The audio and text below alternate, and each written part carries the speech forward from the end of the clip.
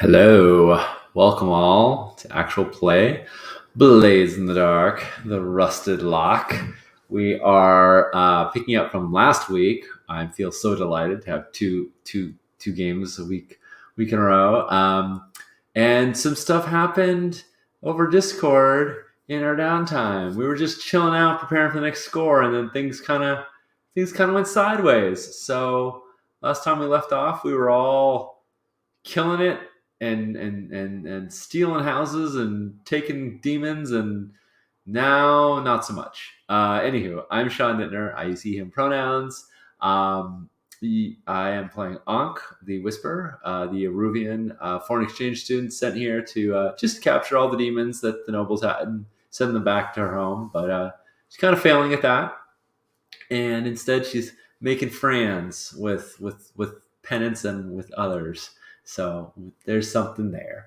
As always, if any you send anything our way via subscriptions or cheer or any of that jazz, any money that comes to the channel is donated to Black Lives Matter and the Translegal Defense and Education Fund. So if you give us those goods, then that is the good we will do with them. Yeah, that's it for me. How about you, Kristen? Hi, I'm Kristen, she, her pronouns. I'm playing Penance, who also uses she, her pronouns, who is our leech. Penance was super possessed for a really long time, and now she's free of Athea. Right? Right, Jamie? Sure. So yeah, I'm really excited to play. As Sean said, we had some stuff go down, so we will be reacting to that this evening. Yeah. How about you, Jamie? Hi, I'm Jamie. I'm very lucky to be the GM for this series. My pronouns are he, they.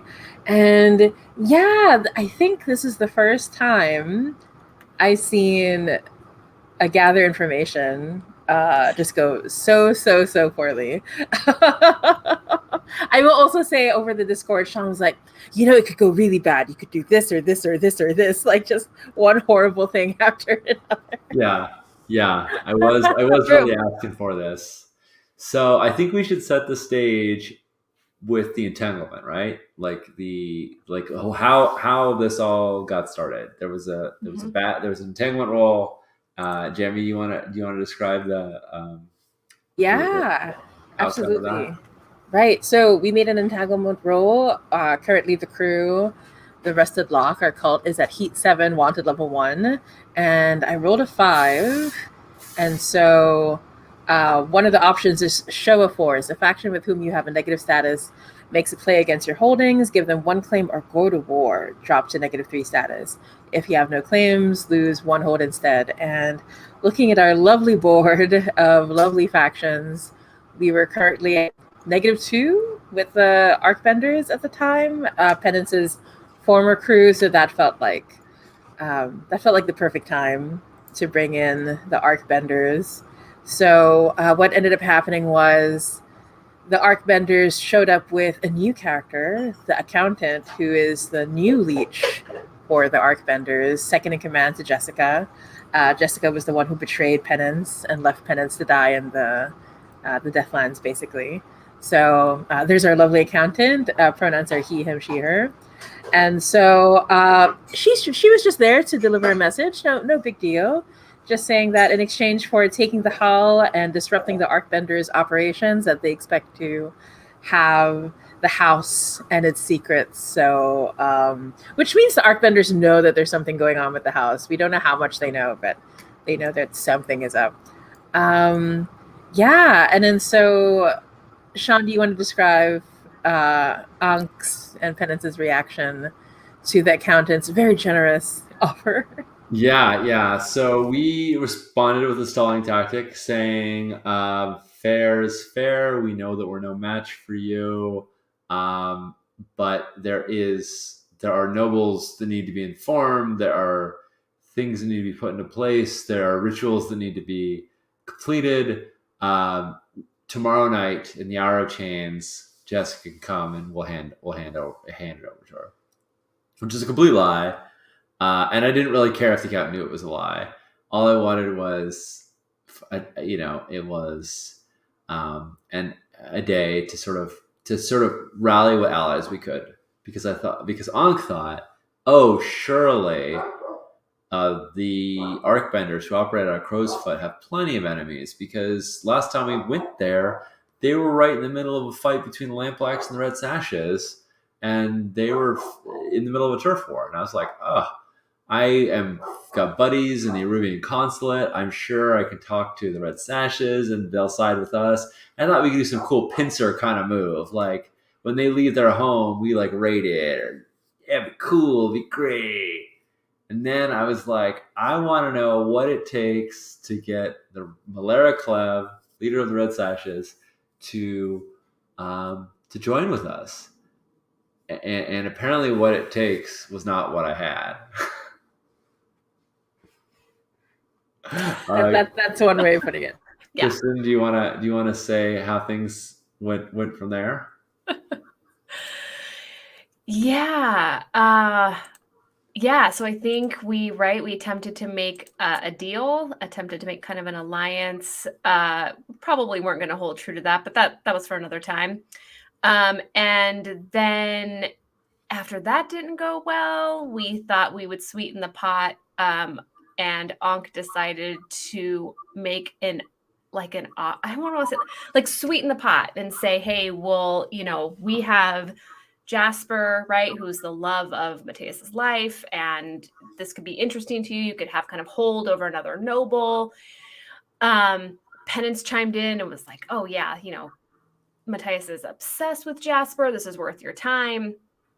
And then someone, we won't say who, someone rolled 3 ones.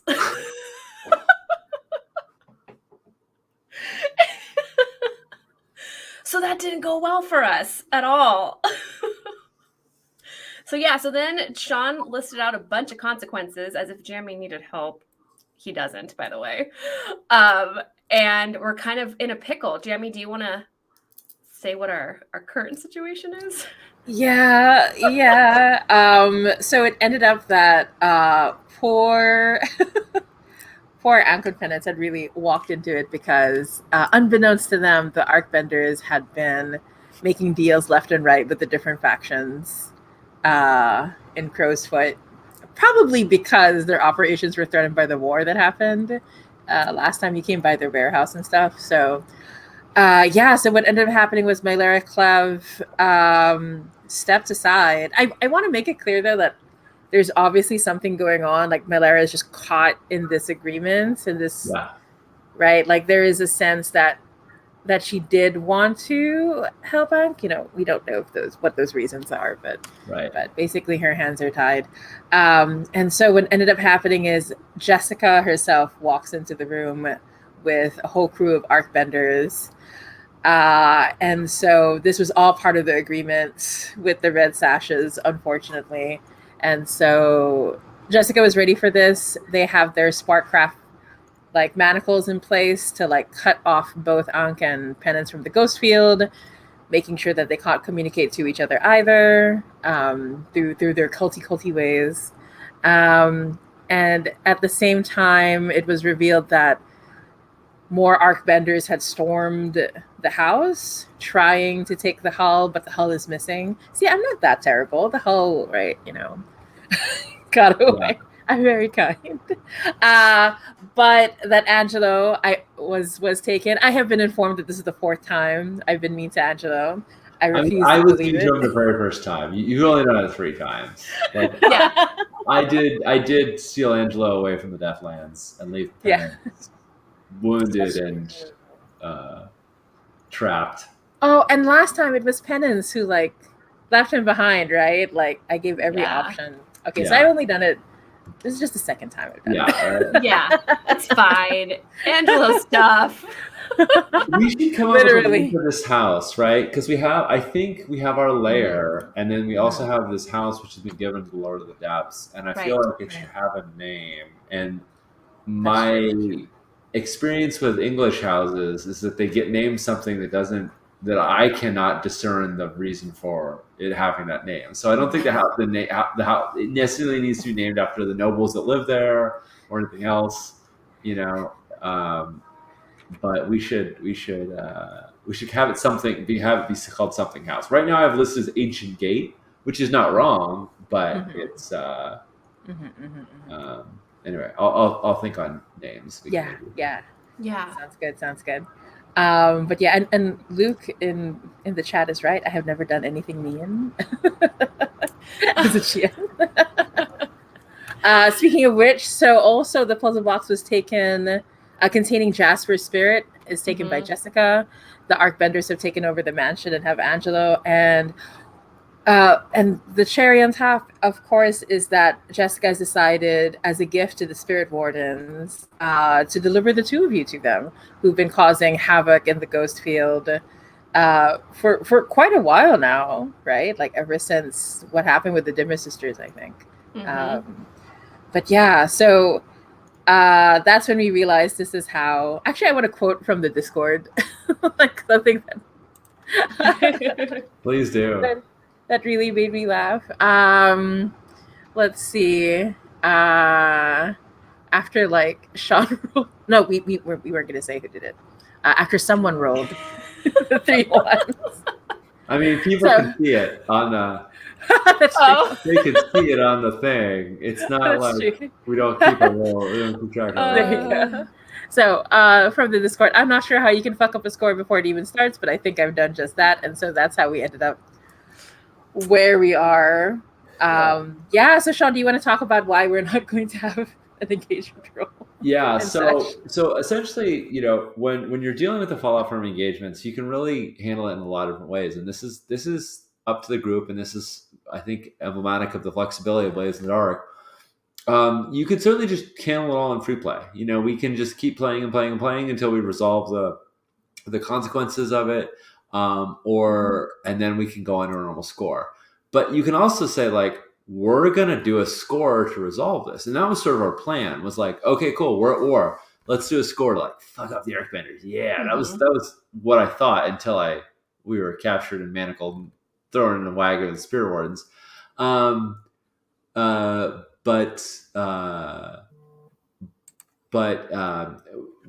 But we still have the option right now of saying, well, do we just want to call this free play, or are we going to call this the score? Now, the difference is that normally in a score, the scoundrels are really proactive.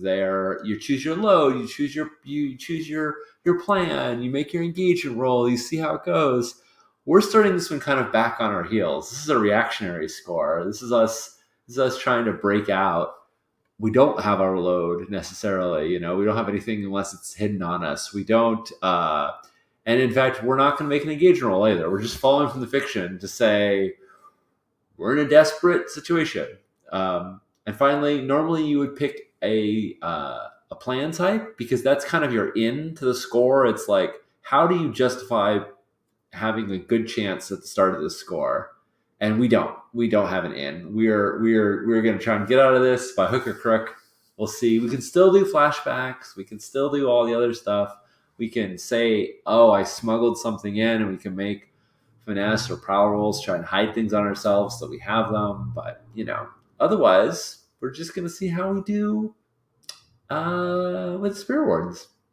Tier 4 and BD. Totally fine. All right, so shall we get into it? Yeah. Let's do this thing. Yeah, so I'm gonna say, like, as things start, as usual in Duskfall, it's raining, and like where in the city is the crematorium? Oh, that's a good question. I think it's in Charter Hall, but it might actually be officially in the book somewhere. But I think it's in the center of the city in Charter Hall, which is where like all the other like official buildings are. But we can. It's our Duskfall. We could put it wherever we want. Yeah, true. Right. Position. Bring some blank character sheets. I was just reading that. Time to roll up new characters. Oh, nice. Luke says top left corner of Charter Hall.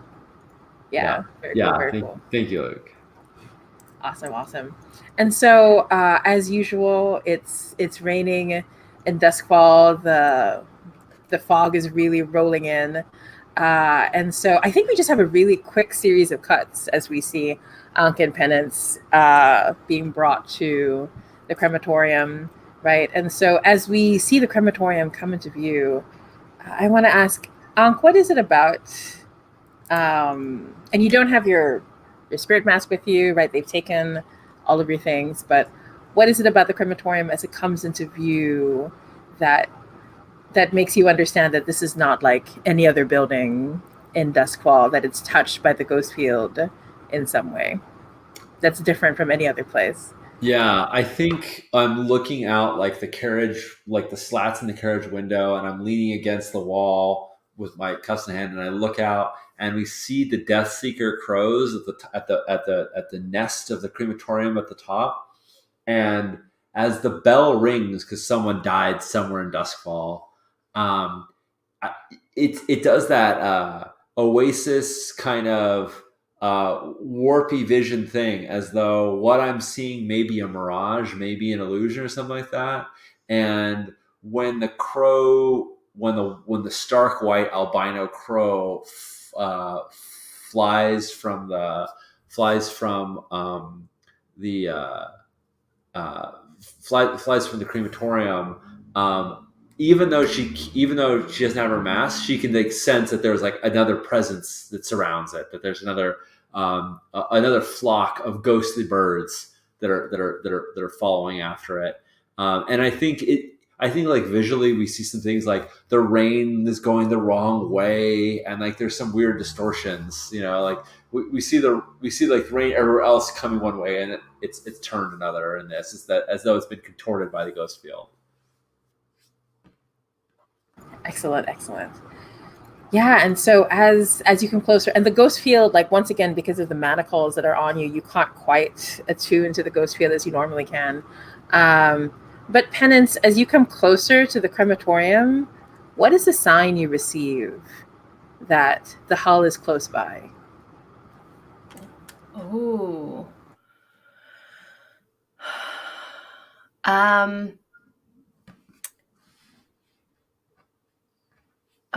I think that as we pass by one of the like alleyways, as we get really close, like a block or two, I think that Penance is looking out the opposite side of Ankh, right? Like looking out the carriage, and hears a whistle, and it's a specific signal that Penance and the Hull have. And I think it rings twice. The first time, Penance is like, what? And then hears it again as like confirmation. And if only there was some way she could tell Ankh about this. But yeah, definitely like a whistle that is a signal only known to the Hull and Penance. Nice. I'm sure you can give me a knowing look. I won't know what it means, but it's like something's going on. I'll be like, Yeah. excited. I mean, you can whistle back. It might be a call and response thing where you whistle out the window. Yeah. No one knows what it means, but Ankh might suspect something's up. Yeah, I think. Yeah, in fact, I like the idea that the Hull whistles once, Penance whistles back, and the Hull responds. Nice. So that's how it goes down. Yeah. Perfect.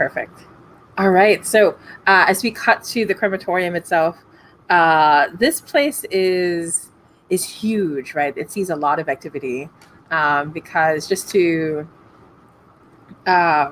explain, it's the responsibility of the wardens to recover any dead body and remove it to the crematorium, because once again, if a body is left dead and unattended for too long, that's how we get these unpleasant ghosties in Duskwall. Yep. So it's the responsibility of the spirit wardens to destroy any spirit before it can become a ghost, right? So, and unfortunately, people still keep dying in Duskwall, right? So, except the last few scores, that hasn't been happening. Yeah, we haven't been murdering folks. I don't think a lot of people have died. That might change. Or we might realize there are things worse than death. But True. Anyway. But this place is huge, right? And so this building, like towers over every other building in Duskwall.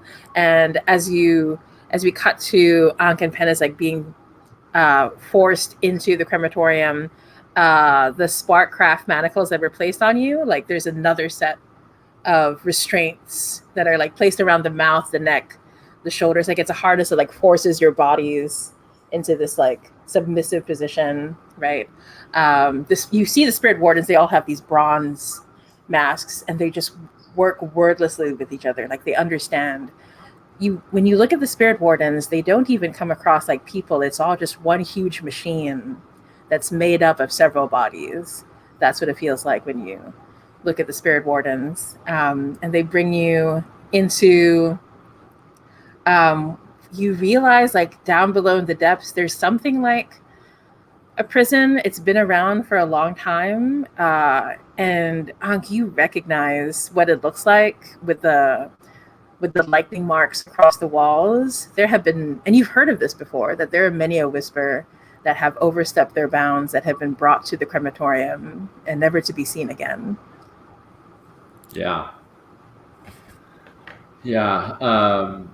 I think Ankh, tries to like get a good view of them, but I imagine that we're being sort of shuffled along, and in this sort of near fetal type position, in this submissive position, she can only kind of look up at the corners to see them as they go on. Do any of them look recent?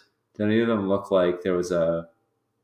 How long does it seem like? Has it been ages since there was an altercation here, or was it, Oh yeah, I could still smell the ozone in the air. Yeah. It's still definitely fresh. Like you can smell, because like you can see like there are just layers and layers of like these scorch marks and these signs of like, but there's one that's really recent. In fact, like in the distance, you can hear someone screaming. We're not going to go into too much detail, but you can tell the spirit wardens are trying to retrieve information from someone. Got it. And they're not offering tea and cookies to do that.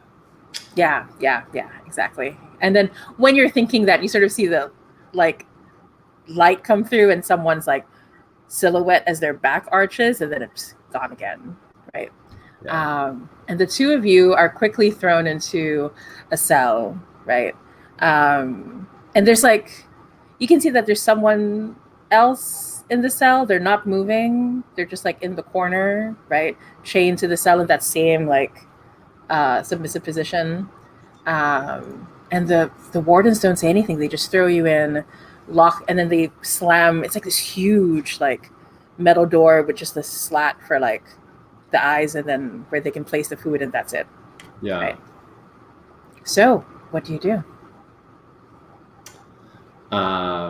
I think Ankh was sort of like waiting for a trial or a deposition or somebody to be like, so what's the what? And when she just gets put in this cell and it's just locked up and there's no sign of, are we still like fully manacled, like masked, shoulders, everything like that? Okay. Yeah. So when she's in the cell and, she gives this penance look of like, what the actual fuck? Like, who do these? Like, she's scared, but she's also like, no prison in any Eruvian city would ever treat somebody like you never be brought in. Nobody talking to you. These things don't even fit very well. She's like, she's afraid, and she's masking that fear with indignance. So she's like, wide-eyed looking at it. And I think our inclination is start wailing on the door with like the manacles to like basically make enough noise that someone's got to come pay attention to them. I don't know. What do you think, Kristen? Is Penance down for getting attention, or do you want to try and suss this place out a bit more before I mean, Penance isn't going to stop you, and I think it's a good idea. I think Penance is going to look around and kind of see what their surroundings are, start trying to make some sort of plan. But I think also that she recognizes, like, that annoyance, that almost like entitlement. Like, how dare they throw us down here? Do they know who my like? I think Penance recognizes that in Ank's eyes, and so kind of just like sits down and is like waiting for that to pass so that Ankh can like get over her annoyance. Yeah, exactly. But I mean, in doing that, we'll also be looking around the room, like, okay, what's the ceiling look like, floor, all that stuff. yeah. Do you want to survey this room to see like what's I was of just gonna use say, here, if anything? Jamie, should I make a roll? Yeah, because things are I mean, desperate. there's someone else in here as well. So you, Yeah. I thought maybe, I mean, I definitely want to see if we can, I don't know if we can't talk, but check out that person. But I think the room first and then the person in Penance's mind. So a survey. Desperate, unless it's controlled. Sorry. I know, I make... is it desperate limited? The XP. Yeah, I'm gonna say for now. Yeah, that makes Only sense. because there isn't gonna be too much that can help you, but you might find something. Okay. So you're looking for something that can help you, right? That's the intention of the action. Okay. Yes. Mm-hmm. I don't know that I want to push myself yet. I feel like there's a whole lot ahead of us, and I don't think I want us to be in any more trouble than we're in, so I'm not going to ask for a bargain. I'm just going to roll this. Oh, I have a very kind bargain for you, though. Wait, okay, let me just hear it, because I love your bargains. Yeah, Jamie's bargains are the best. They are. So the bargain I have to offer you is that it's not a stranger who's in the room with you. It's someone you know, Penance. Right? It's it's the person who got you into the crew in the first place. Oh yeah. I remember we bumped into Julia, an early member of the Arc. Oh my gosh, that's right. Yeah. Yeah, we messed up her day inadvertently. We didn't know she was the one there, but we. Okay. One, I'm 100% taking that devil's bargain, and two, I just hope that the people out there watching someday have a chance to game with you, Jamie, because I'm like, there's no way I'm taking this. Is the worst situation we could ever be in. There's nothing you can say. Jamie's like, really? And here I am. Okay. But what about your friend Julia? It's brilliant. Okay. I will take the bonus. Oh. We're just continuing, Sean. We're off to such a good start. Here we go. Okay, it's all right. We'll get them out of the way now. It's okay. Yeah. I'm so sorry. I'm so sorry. I usually know that you have a 50-50 chance of succeeding in Blades, and so I start to think of the success first. Yeah, you're like, wait, 1 and 3. What if we add them together? Okay, so okay. This is not going to be good. So you do recognize at the moment that you're looking around and trying to make sense of what's in the room and what can help you. That's when the body in the corner starts to shift upwards, starts to move, and they turn to look at you. And you recognize that it's Julia, but you can tell there's something off about her. Like her eyes are a little vacant, and then you realize like the skin around her eyes starts shifting and moving in the same way that you recognize in a skinwalker. Yeah. Oh, that's fun. Okay. And Julia looks at you and she says, I knew that you would come. I knew, Penance. There's no way that the two of us can be kept separate forever. And you can tell she's putting on a brave face, like she's smiling at you, but even as she does, like you can see the skin moving around her mouth. And then she mouths silently at you. There isn't much time. Okay. I was placed here to make sure that you wouldn't get out alive. Oh, okay. But she looks like she has the look of a trapped animal. Do you understand what I mean? Like this is not something that she wanted to do. Yeah. Okay, so how are we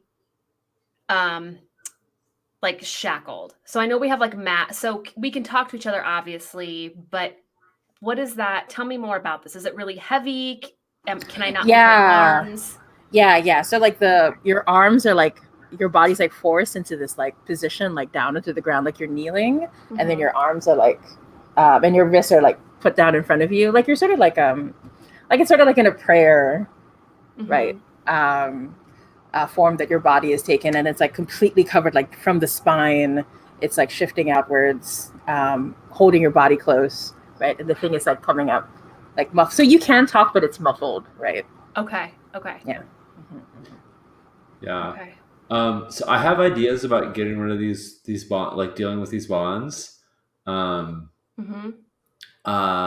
do you want me? I'm happy to say that my pounding is ineffectual, and we kind of we cut right to like trying to deal with this bondage we're in. If you're feeling like I don't know what to do, like I want to, if you that's what you'd like to address first, I have a Yeah, we can do that. I mean, I don't want to take over narrative. I kind of like the idea that even with the pounding for right now, like even if someone will come eventually, I like the idea that like they're going to completely ignore us and maybe even thinking Julia will deal yeah with us. So yeah. if that's okay with you, because I don't want to take away from Ank's narrative. No, I'm happy to have Ankh just get infuriated, um, and and uh, and finally give up. And she's like, again in this like prayer position. It's very awkward, I'm sure, to try and pound on this. And I would like to Mhm. flash back to the moment when the Arcbenders like showed up in our room, and as you said, um, I got this look from Malera Clev, like there was something she wanted to do, but couldn't. And Mhm. I would like, at this point when we back up against her desk and we see and we see the Archbenders coming in, to have pocketed a letter opener, a sharp, a sharp thin blade that she uses as a letter opener, up a sleeve before the manacles went on, and therefore the manacles would have concealed it because it would just be more metal and shit wrapped Mhm. around, shit wrapped around uh, Ank's wrists, Yeah, including Yeah. her wrists. So love uh, it. how unlikely of a flashback do you think that is? How much stress are we talking about? Yeah, I think it's a likely flashback. We did establish that she did want to help you. Yeah, I'm still going to say that it's only going to take, still going to take stress to make sure that no one noticed it happening. yeah, But we won't sure. make you roll for it. So I think that's like one stress, Cool. just to make sure. So I'm going to mark that stress, and I would like this to be considered, certainly not fine, but not completely useless tinkering or wrecking tools. And after it's almost like Ankh had a plan, when she's like, okay, they're not going to bug us for a while. Like I've made sure no one's right outside the door, and then she comes over and she holds her hands in prayer to you, like because they're stuck that way. She can't not do it, and she's holding her hands in prayer to you, penance, and she bows her head as though she's like submitting before them, and then she peels her hand open, and you just see the faint butt of the letter opener at the part of her wrist, and she can't get it out because she's Yeah. manacled together. But you could reach your hands in and get it out. She wants you to have it. You're the tinker. If anyone knows how to foil Sparkcraft technology, it's Yeah. penance. So, um, yeah, I'm going to slip it your way. And besides Julia, as far as I can tell, we're not being observed at all. So I'm not even caring if any, how awkward it is if you gotta like get in there and get it out. Right. Whatever. Yeah, I'm definitely gonna take it. Jamie, do you want me to roll for that, or do you want to just say I can? Oh, no, you can take it. No worries. No Okay. worries. Okay. So I definitely want to take it, and then I want to try to use it to free Ankh first. I just don't see a way where I can like, you know what I mean, use it to free myself. For what it's worth, this was my father's letter opener that I've had for that he had for many years, and now I have. So this is why I was like, oh, you have a knife as a letter opener, because that's the one I've had forever. So I'm just envisioning this. I just assumed in the world of Blades in the Dark, everybody's letter opener is like shaped like a blade, right? Yeah, exactly. Yeah. Anyhow, I love that. Perfect. It That's seems beautiful. very legitimate to me. Yeah. Oh, Yeah. I love it. Are you trying to tinker and like toy with it, or are you wrecking? Are you just fucking sticking it in there? Yeah. No, good I'm question. gonna try. Okay, I have 2 dots in both, and not that should matter, but I'm gonna say tinker. I just think that we're in such a situation right now, and in the last situation, Penance, like I feel like everything she addressed with Wreck, and now we need to be like one eyes on Julia. So I'm gonna tinker. That's what I'm gonna do. That sounds good. Let's do that. I only offer because if you wanted to do rec, I would certainly do it as a group action with you, and we could see if we synchronized. But breaking the mechanisms at the same time. Yeah. Oh, I mean, we can be talking about it. Yeah. So yeah, do you want to do rec then? I think it's I think Ankh is like I think Ankh says, first off, I have to like, I think, can we talk at all, or is it like super muffled when we talk? How what's our communication through these masks? Ooh, it's pretty bad. Like, it's very muffled, and you also realize that Julia doesn't have like anything covering her mouth compared to you. But yeah, okay. I think in this case we should show their inability to communicate, not only verbally but also through Bound in Darkness. I would say do, even if like I'm like, oh, this would be a good way to coordinate. I don't think we can coordinate at this moment. Like, want to, but I think you should just do what feels right. Okay. Yeah. Okay, I love this. I love that we are in this situation, and you and I, Sean, are like, but how can we make it harder on ourselves? So it's just we're locked up. So I think we can't move. I love that Ankh is like trying to say whatever word she would use, like just fucking cut it, just like step. And Penance is like, and you're sitting there like, let me just let me get some better lighting. Can you stand over by that tiny little thin slit of light that's coming through? Ooh, I also think part of the miscommunication is because Penance keeps looking at you, since we can't really talk, and then darting her eyes over to Julia, like, look over there. So when you want to pay attention to that, she's trying to bring your attention. Nice. Jamie, can I just assume desperate, limited until you say otherwise?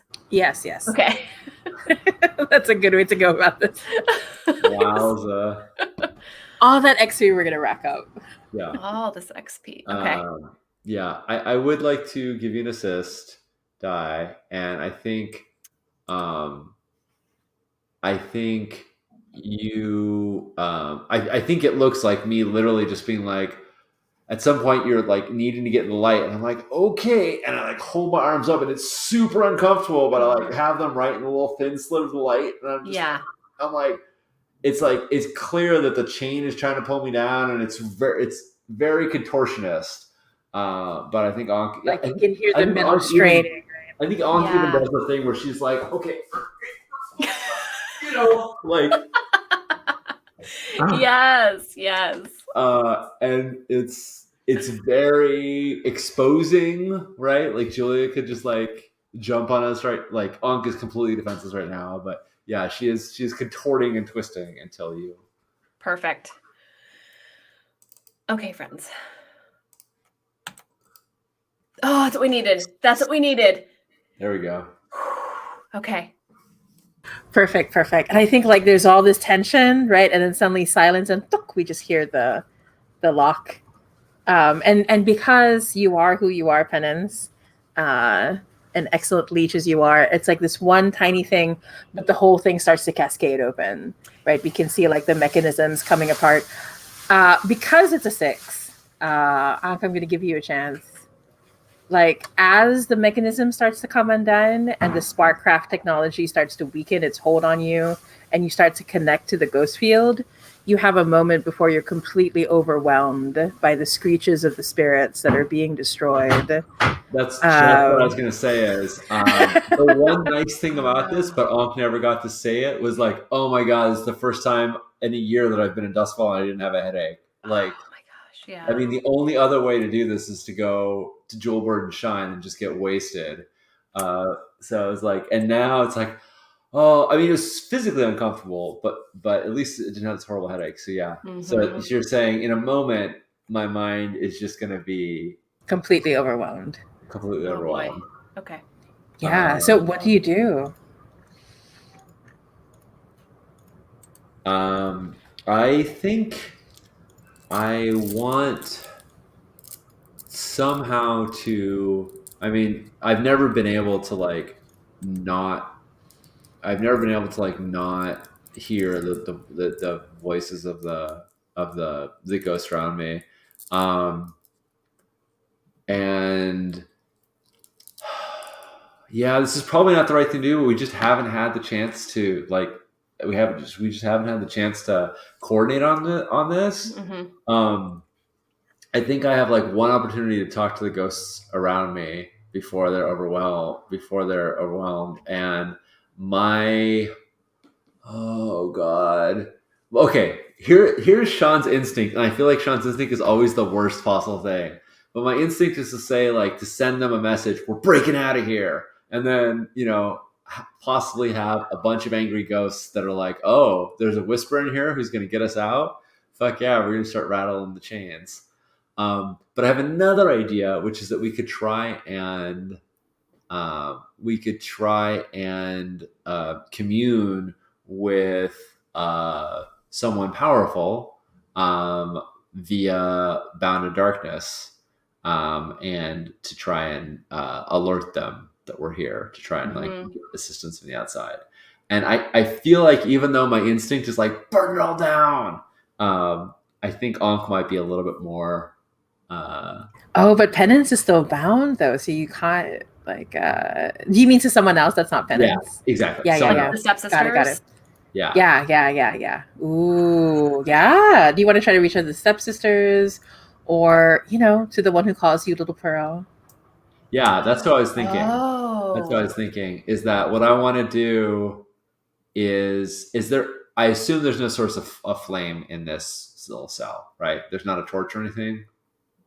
Yeah, the only light source is coming like through that slat, right, from the outside, and it's mostly like this is like it's an old place, but it's kind of fancy, so there's a lot of the electroplasm that's lighting it instead. Okay. Yeah. But we can say like there has to be at least a torch somewhere here, right? Somewhere in the building, there has to be a source of fire. So. Yeah, I mean, it could. I mean, the Spirit Wardens are so. Technologically advanced. I think it's totally cool if it's nothing but Sparkcraft and there's no open fire flames here. I am happy to take the metal of the manacles and start beating them against the stone wall until I get a tiny little spark. Just a spark. It's all I need. Just to send a little message. Yep. That's all. It doesn't have to. Not at all a metaphor. What? No, not at all a metaphor. Not at all a metaphor. No. Yeah, so that's what I'd like to do. I'd like to. I'm physically beating the cuffs against it, but because I have the occultist ability, which means allows me to consort with demons and whatnot, I think that expands the capacity for my attune. As long as I have their element, that I could attune with Auradon and send her a message through the little dying ember of a flame. Or the little nascent would-be flame, rather, to help us. And it sucks because I just learned Ghost Contract, but I definitely don't have any opportunity to be like, so this is what I'll offer. Like I can't say anything other than save your little pearl. Wow. Yeah. Yeah. So I imagine, Jamie, that there are like a zillion, bajillion wards around this building that make something like this really difficult. but also I just took my third dot in attune, so I want to try this anyway. Yeah. So like Kristen said, we are desperate limited, so you can definitely try it. Nice. I'm gonna say you're a powerful enough whisper that you can. And the only reason I'm really making you roll though is to see if you can manage this before you get overwhelmed, right? Because you're also doing something funky in the ghost field. It will Yeah. alert all the Right. ghosts for sure that a whisper is here. Yeah. Sorry, I'm not going to be super helpful in about a second. No, I was trying to think of how Penance can assist. I mean, if you see me beating my hand again, beating the chain, and like, you're probably a lot better at creating fire than I am. Like, I imagine that you would know how to like makeshift a flint better than I could. Whether it's a tiny bit of straw that you pick up off the ground to ignite, or Yeah. I don't know. Yeah, I think that that Ankh starts doing that, and then Penance walks over kind of where Julia was. We'd like ignored that area, and underneath like this really uncomfortable wooden half broken bench is these it's like there had been hay in here to try to make the room possibly more comfortable, but to prepare for our arrival they removed any source of comfort, so the hay's gone. But there's like 5 pieces. What dicks! I love it. I love There's how like we are just 5 writing the pieces spirit left. words as like bigger and bigger assholes. They Such are. cool. And I think Penance bends over and like gets one, and then like walks back to you and like holds it out. Like Nice, yeah. That's my assist. I'll mark the stress. Awesome. Why don't we do this as a group action? Why don't you just because you're I'll lead it. Okay. So I will potentially take the stress here, but we're synchronized, so Yeah. we could see if it works. Yeah. Attune? Yeah. Okay.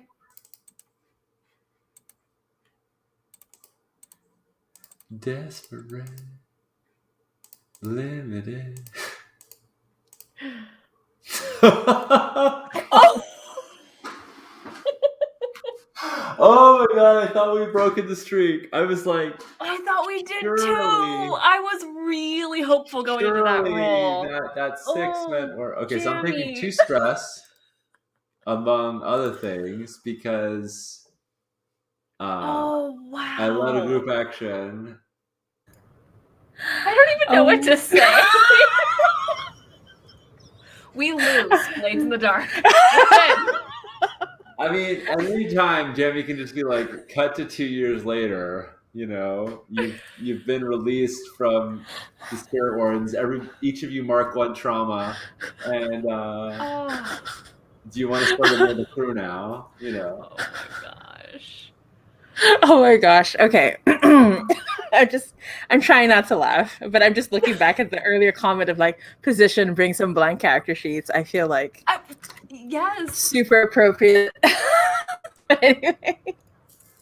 Okay, so I'm sorry, I just saw Luke's comment. The undying emperor, he shows up outside yourself. So hilarious. Okay. So this is what happens. Ankh, I need you to describe to me when the spark happens. What is the message that you send out? I say, I think I'm kind of whispering it over and over again, and I think because I think it's only going to we're only going to have an opening for the moment of time that the spark remains. So I can't say anything long. So and I think hopefully she'll know where I am. So I don't even say that. I just say, I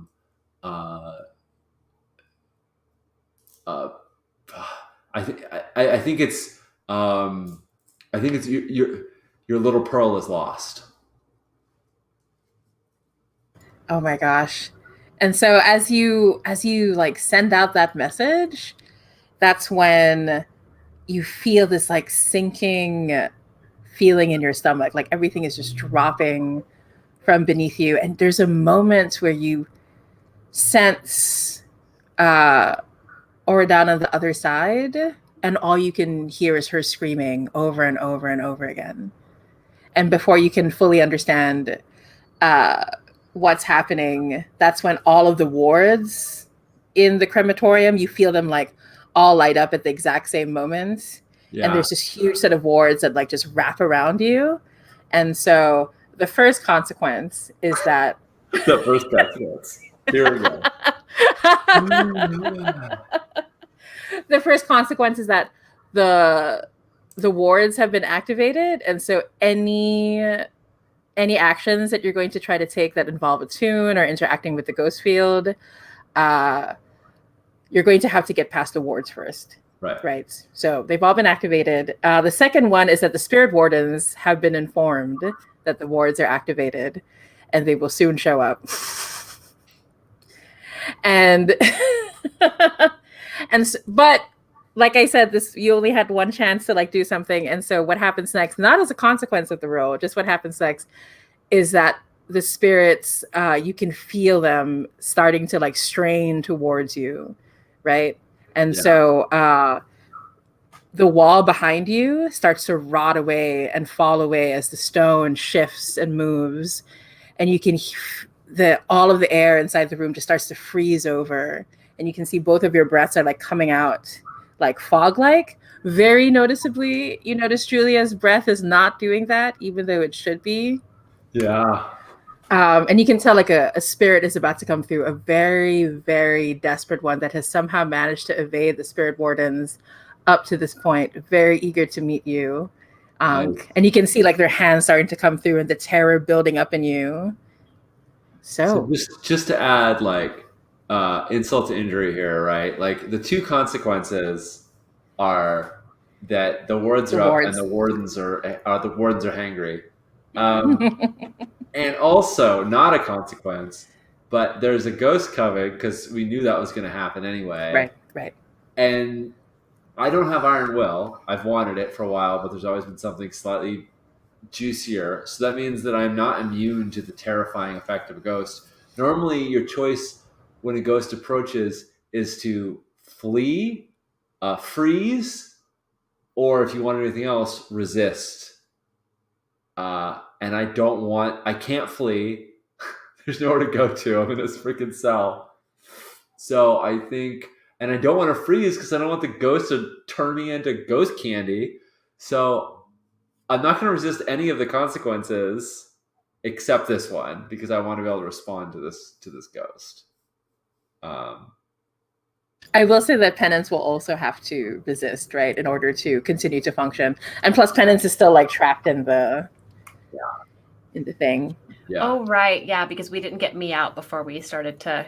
Right. Because you only had that second. Yeah, I only had a second. As soon, and I think you saw, like, as soon as you picked the lock, I started getting queasy and like, oh shit, and I was like about to pass out, and that's when I started, I think trying to start the spark.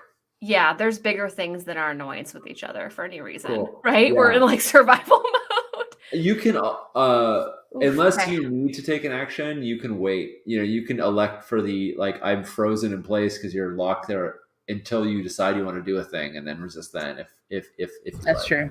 You don't have to. Okay. So timing wise, do I need to resist prior to taking an action? Yes. Okay. But you can do that whenever you want. Like you can just say like, yeah. Okay. So I'm gonna resist. Yeah. Yeah. I think it's a resolve resistance to overcome your fear of ghosts. Mm-hmm. Mental strain or willpower. Mm-hmm. Okay. Sure. Okay. I'll take 1 stress. Oh my god, I saw all the. Yeah, you saw 1, 2, 2. Yeah, I did too. I was like, oh wow, that could have traumatized me. I was like, I'm rolling 4 dice. I'm in great shape. Nice. Look at that. Okay. It's a crit, right? Doesn't that mean you also like you clear a stress? 1 stress? Yes. Yeah. Get out of here, stress. Oops, I accidentally cleared all my stress, but I'm marking 2 back. Yes. Okay, there we go. Yes, I cleared 1 stress. She's not afraid of no ghosts. Okay. Nice. Thank God. Okay. Yeah, I think we got this. Jamie, you said we can't attune outside of this room. we can't attune anywhere beyond here, but can we attune to right here and now to the ghost? Like, can we communicate with the ghost itself? It's like inside the wards too. Yeah, you know what? I'm gonna say, as the ghost comes through, you recognize them. Who are they?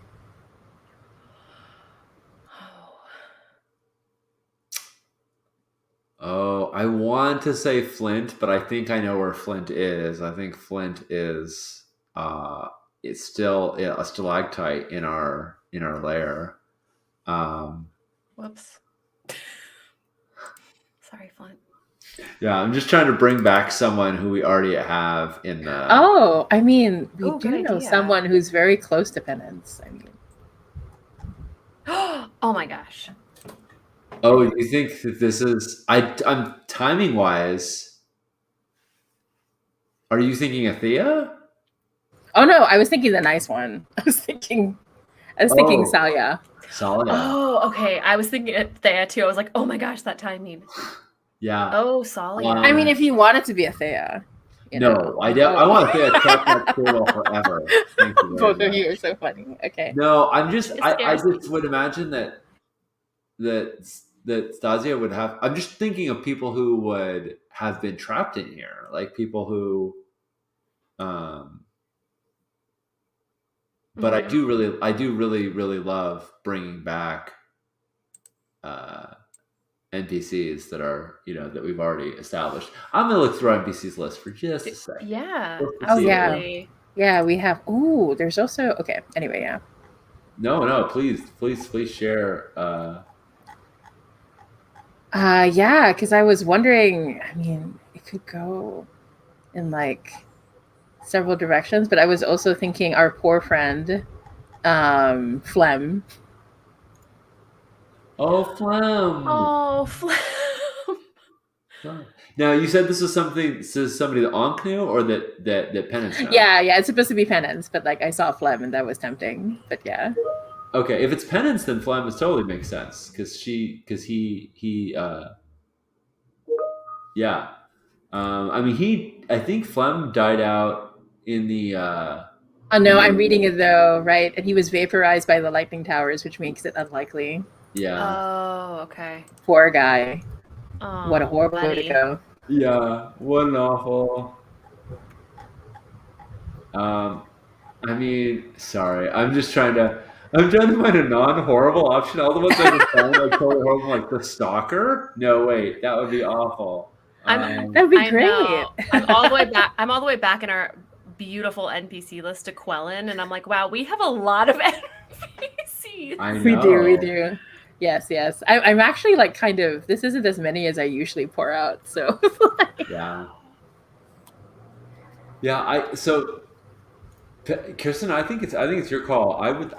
The Stalker is a very interesting one because it's been following you around and doing shit, and it seems like a powerful ghost, and It does. copies you. So it sounds like a bad person for it to be, but also a fitting one. The other person I can imagine is another sort of unnamed member of the Arcbenders who had died or possibly one of the original Rusted Lock that we thought was dead. Yeah. Or we thought rather that their ghost got sucked into the ritual, but somehow made it here instead. Yeah.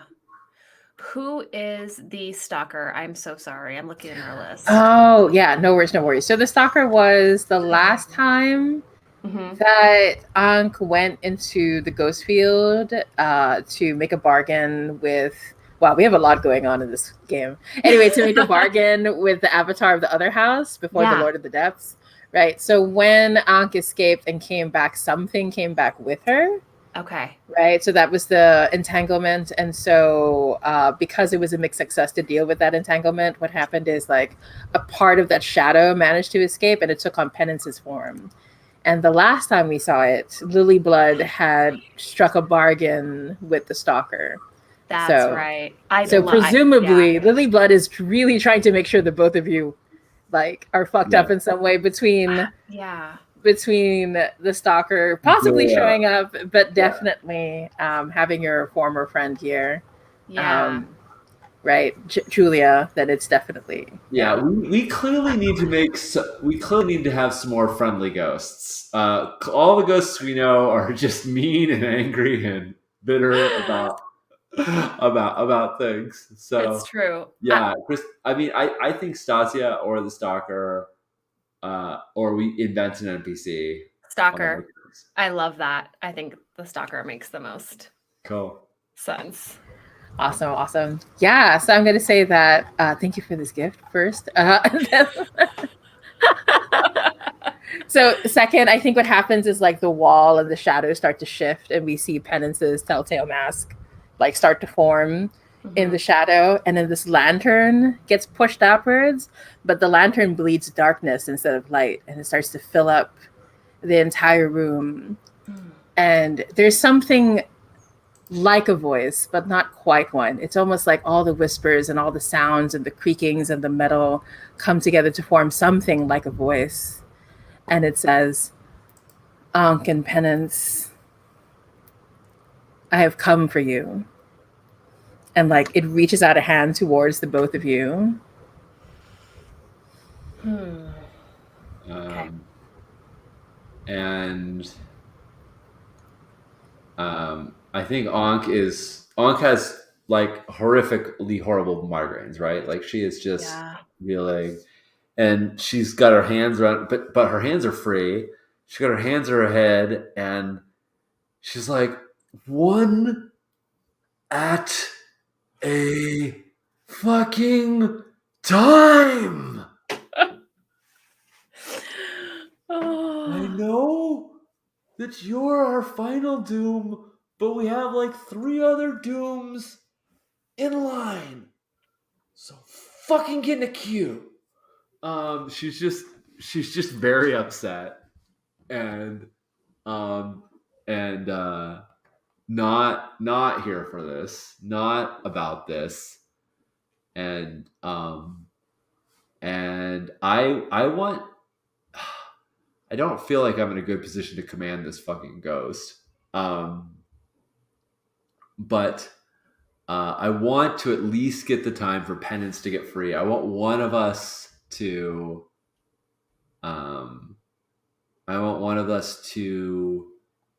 be able to interact with the stalker in a way that's meaningful. And I think if Penance is all covered in Sparkcraft accoutrement right now, I mean that's got to be anathema to it. It's like it's got to be a ghost ward in and of itself. Yeah. So yeah, I just asked like, what is your fate, angry dead? What is it you seek from us? Our demise, our servitude, a favor, some punishment? She's just like in such a pissed off. She's like, fuck all these people. Yeah. She's just out of fucks right now. I want to try and keep it busy enough that it'll talk to me, long enough to figure out whether Penance can like weaponize the Sparkcraft, that's my plan. the Sparkcraft technology of her own bonds to fight it, because I can't hurt it right now. I don't have anything to do it with, but I want to give Penance enough time to like be able to take a meaningful action. Mm-hmm. Yeah, that sounds like a setup action to me, right? Yeah. Do you want to do a setup action through a tune or sway, or did you have something else in mind? Yeah, I think you said it's not talking to us directly, right? It's yeah, I think it's through a tune. I mean, unless a tune is impossible in this space, which I can totally understand it being. Not impossible, just difficult, right? Yeah, so. A tune is spirit in the ghost field. Yeah, and that's I basically try to like occupy all of its attention, and I kind of if it's like here to like be our executor or like be our final sentencer, like I want it to monologue, like I want it to like tell me what the hell it's here for, so that I'm buying Penance time. Yeah, that sounds like a desperate limited setup action to me. Great. Yeah. That's unlimited. All you need to do is just set this up for penance. I'm not gonna say any more because I'm a very superstitious GM. Okay. Okay, we have a 4. We have a 4. We have a 4. There's a 4 there. I- Forget everything I saw- else. Cooking the fire right 4. now. All I see is Cooking a the 4. fire at this point. That's it. All I see is a 4. That's all that matters. I saw the monsters again. Okay, anyway. So I was like, okay. All right. So you are able to hold its attention. You wanted it to monologue. I think like the stalker turns to you, and you can feel it like looking into your soul, right?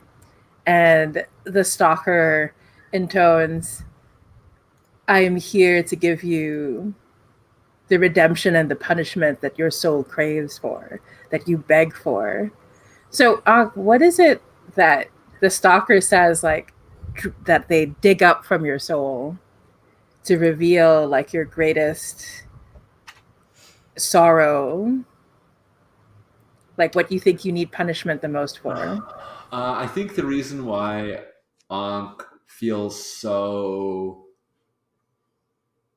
behold, is this too? I'm making this up right now, and sometimes when we make things up, we fall on cliches, and sometimes that's really good, and sometimes that's harmful. So I'm going to throw out an idea, and I love your thoughts on whether or not I don't want to fridge a character, but I think Ankh failed her family in a really horrible way. Perhaps Ankh had a sibling or a nephew or somebody who was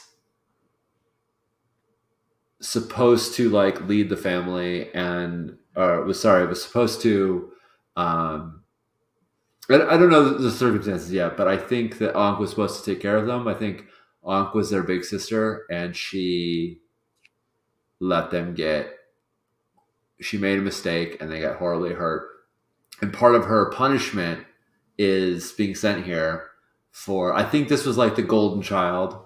I think her younger brother was going to be like the star of the family, and she was bitter about that and was supposed to watch over him and didn't, and he got really hurt, and she blames herself for that to this day. Is that really horrible? Yeah, I think I can further, just so that we avoid completely fridging the character, and it would explain why you don't like hulls. It could be that your brother was transferred into a hull, right? Oh. And at first he was supposed to continue, but like it's just, for whatever reasons, it's unacceptable politically for a hull to be in charge of all of the family. Yeah.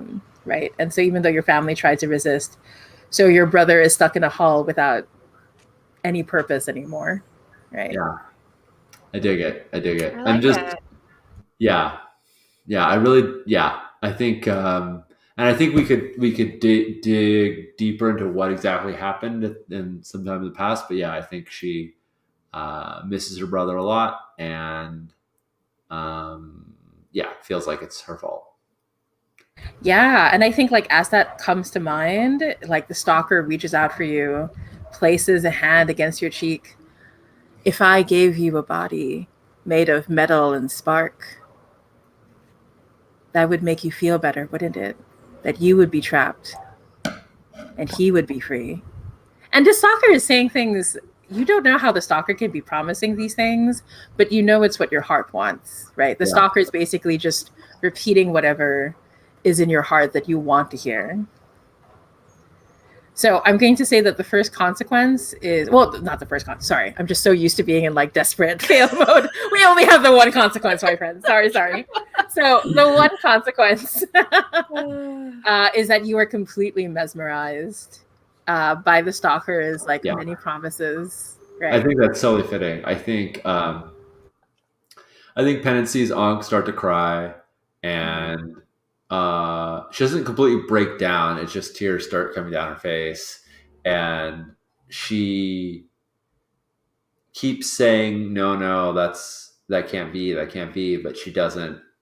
But it's not like it's like her trying to convince herself of that, not she's trying to say that isn't real, but she's failing at like yeah. I think she's got his attention, but he's completely got hers as well. So Mhm. yep, I think Ankh is mesmerized. Sounds great. Perfect. Your Perfect. set of action. Yeah, it's a set of Okay. action. You are set. You are not in a desperate position, Penance. You're in a risky one. Right, or you could be in a desperate but standard effect action, right? That's true. Instead of us Yeah. being stuck in limited. Yeah. Okay. Yeah, so I want to use Ghost Ward. Nice. Just pick that move up. I know. I love this. So I want to use Ghost Ward. And I want to try to make this place, this whole room, Anathema. yeah, anathema Mhm. to the stalker. And I think so I'll roll wreck, but I think going into it, Penance realized in being able to free Ankh kind of quickly how the mechanisms, the Sparkcraft works on these contraptions, and wants to try to make that all kind of like a chain reaction of it. And so she's going to try to use the letter opener to just kind of hit the right spot. And then the wall where the stalker came through, Penance is actually going to because I imagine the back of this, since you said it went all the way around the spine, is just has these little like mechanisms, like these little locks all the way up it with Sparkcraft all the way through. And so I wanted to try to it can almost like ignite it so that they start to open up, and then she's going to slam her back into the wall and hope that creates a wreck chain reaction, right? Yeah. Nice. Big old electroplasm flare. Yep. I'm imagining, Sounds good. I'm thinking like there's no light in here, but like these devices themselves, they probably don't provide enough light to do much with, but they're like No. crackling and lit. And I imagine them Yeah. being like this purple blue all the way through. So that's just how it is in my head. Love it. Cool. So I'm going to wreck. I would totally assist, but I can't at all. No, it's completely fine. I'm going to go, I think Desperate Limited. No, Oh, no. you're desperate limited, but then you can improve one of those. You can because adjust one of those. That's what I meant. So risky limited or desperate standard. Your choice. Yeah. Desperate Standard, I think. Yeah, standard feels good. Yeah. What's another And consequence from desperate, right? What's You know, another? it's just. And then I think it makes more sense if I push myself, because she's like physically and mentally kind of giving this her all. So I'm going to push myself. Nice. No big deal, right? No pressure here. Under pressure. Okay. We have a four. I- We have a four. I see a 4. I see a 4. And it's only because of the push. Oh my goodness. Wow. I'm just gonna What mark is this hard mode that's The- going on today, we- y'all? We have really messed with the hard mode gods. Yeah. I feel we have. Okay. They're like, you wanted hard mode? Okay. Right? So, Okay. but it does, you do wreck the area as you wish you would, right? To create this anathema. So tell me what it looks like when that happens. And I'll tell you the complication. Yeah. So I think that, can I tell you the stalker's reaction too? Oh yeah, of Like, course. initial reaction. So I think that Penance does just that. She manages to, as Ankh is so selflessly becoming mesmerized by the stalker. I think we see them talking and like flash over to Penance, and like time is running out, and just at the last second, she is able to stick the letter opener in the exact right place that she wanted it. She feels everything start to light up with that violet blue energy, and she just runs full speed, and then like jumps and does this, like slams her back and all of those mechanisms into the wall. And I think the whole wall just lights up with that blue purple energy.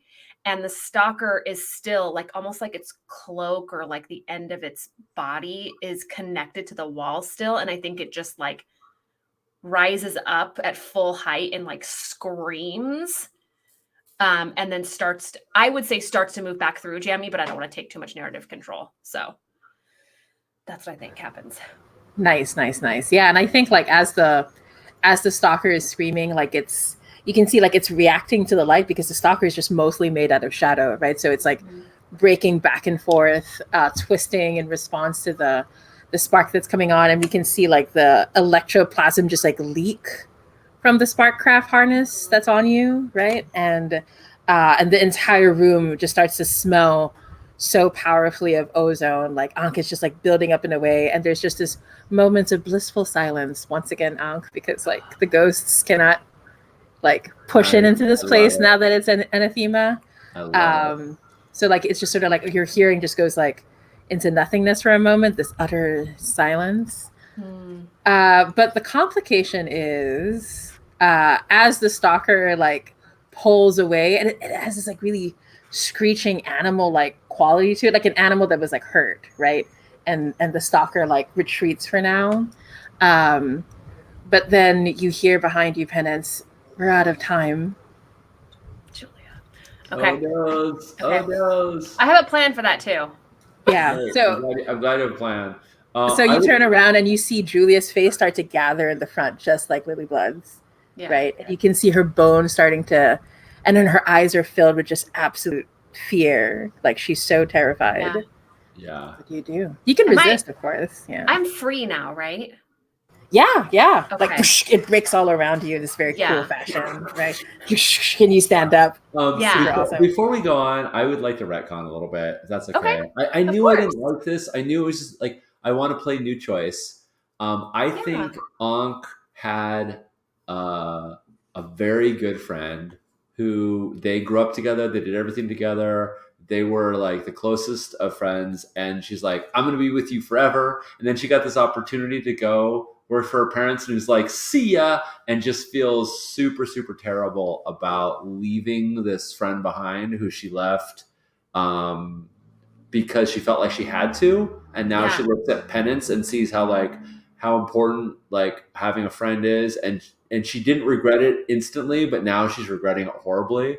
And I think if it's okay, the stalker could have offered her like, you could go home and you could return and you could unbreak that promise you broke. Is that okay? I just don't want yeah, absolutely. Yeah, dead sibling. It was just such like it was like the first thing, and I knew I hated it as soon as I said it, but I just couldn't think of anything else. And then I saw Roger say Runaway Bride, and I was like, okay, not Runaway Bride, but now we're getting onto something. So, I like that. That's the best part about storytelling. Just go back and change things up. Absolutely. Yeah. What's more important is that you're comfortable and happy with the story, right? So I just feel way better about like she made a choice, and it's a choice she really regrets, and it's a choice she feels really bad about, and she did it for selfish reasons rather than like she's blaming herself for something that wasn't her fault, and now somebody's dead. Well, and this feels more, and I had liked how the other idea evolved, but this feels really on par for Ankh, right? Like there was some selfish reason, so she like didn't care or acted like she didn't care about this friendship.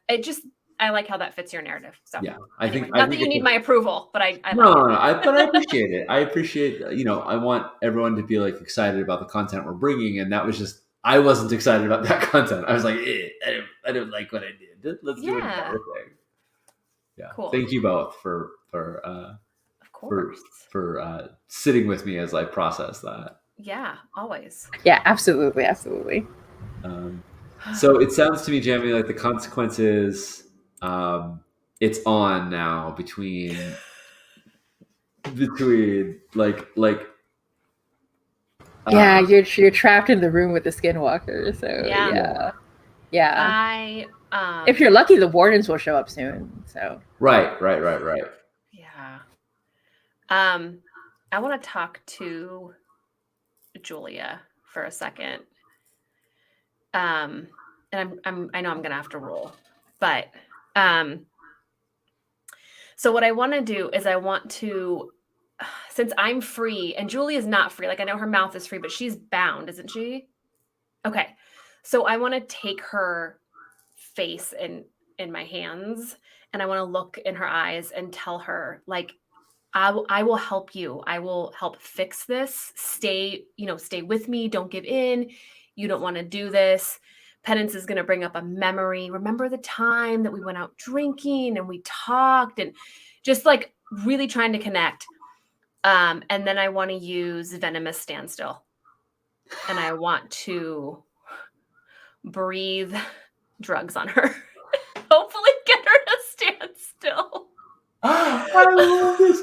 This is hilarious because Anka's like, after she just recovered from being mesmerized about like, oh my god, what a horrible friend I was. She sees you like genuinely trying to reconnect with an old friend, and she's like, look at how much better a person Penance is than I am. Even in this horrible place, Penance is reaching out, and Anka's just like, Anka just hates herself in this moment because compared to you, she's such a fucking monster. And then you're like, and she's like, oh thank God. Oh, thank God. Penance. I'm not that bad after all. Her Penance is just as bad as I am. Exactly. Oh God. Okay, Penance is an asshole too. Okay. It's true. It's such a relief to her when you're Goodness.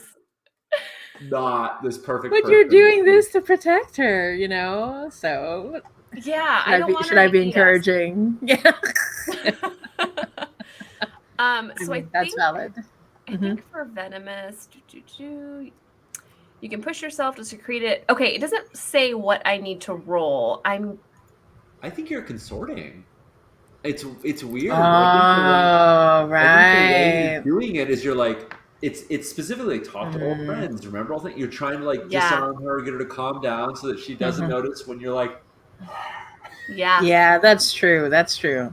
I agree, actually. Yeah, it could be sway, but it feels like consort is the Okay. deal. So you have to push yourself to use it though, but you can't. You still get the advantage of the push, so you can get the +1D on the roll. Cool. I'm 3 away from traumaing out now. It's fine. It's no big deal. 3 whole stress. What's my position? Who needs more than 3 stress? 3 stress. Unfortunately, I think we're back to desperate, but I'm going to say standard because you have that, you know. Yeah. Yeah. But we're you know, you are touching the skinwalker, so I'm touching the skin. That's fair. Yeah, as you say, you put your hands on her face. I'm like, and you feel it move. Yeah, fully yeah. under my hand. Oh yeah. Yeah. It's like water. Oh man, tonight. These rolls.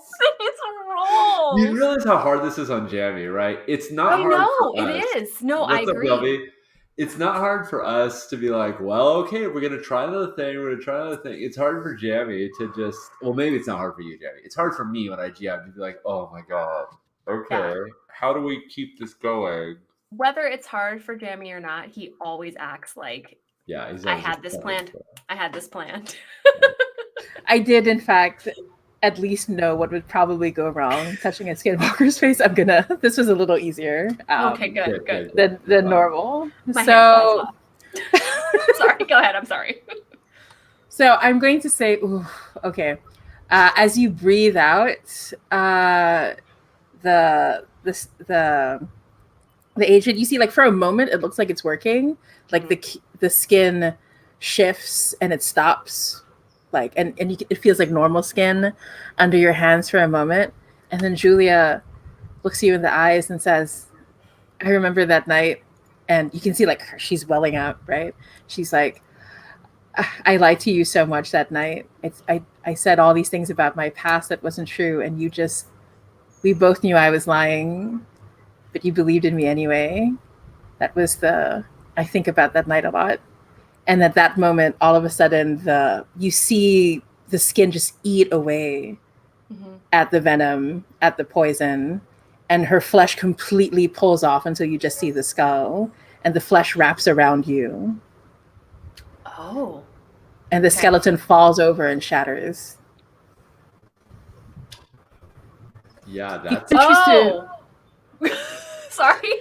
And you are completely wrapped up in Julia's skin right now, but you can resist that consequence if you like, you know. Yeah. That's the first consequence. The second one is that the spirit wardens have arrived. Like you can hear them coming down the hall. Yeah. Right. And you can hear them like they're giving each other like these orders about what to do in a situation like this, and it's not good. Oh boy. Like you can hear the lightning hooks come to life. Right. They're not gonna. So those are. Yeah. They're not gonna be like, oh. So I appreciate this, Jamie, because the spirit wardens showing up doesn't necessarily seem like it's a horrible thing, unless it's like the spirit wardens come up and like, oh, this is a problem. Let's disintegrate it. Like I don't want to help the person there. I want to destroy whatever occult forces are in here, and I don't care who gets hurt because of that. Yeah.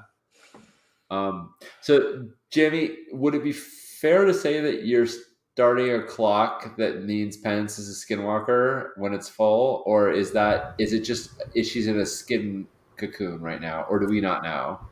Yeah, it's more that clock. Yes, I was about to suggest. Like, it's a 4 to 6 clock, right? Yeah, that's sort of like I feel like is you're like, because it did seem like skinwalkers were Yeah, were and a transferable trait. Yeah. and We Lily have one Blood called is Angel so the mad. Skinwalker, so now we get Penance the Skinwalker. Yeah, exactly.